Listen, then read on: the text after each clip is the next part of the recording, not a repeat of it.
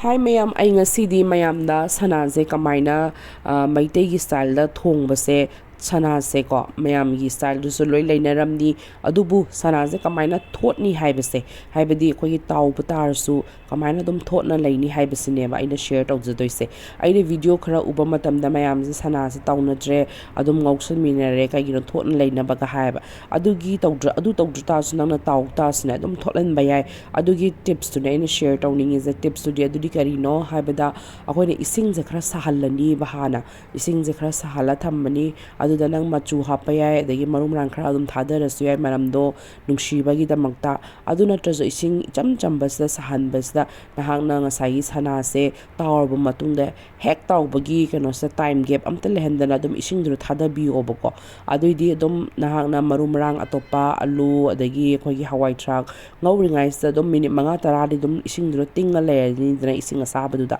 aduda horen hapa matam sida anytime dangna loiram dai da hapu hape adagi ngaumina babu ngaure adum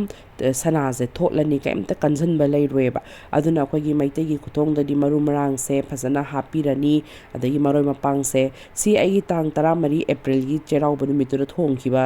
kainoni ko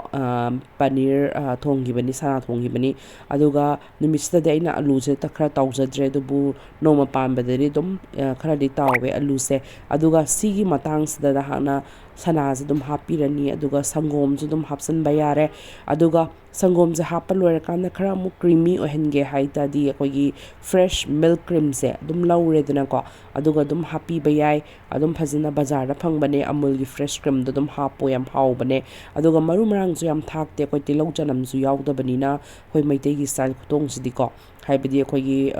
lai da kat pakhot pagi ni na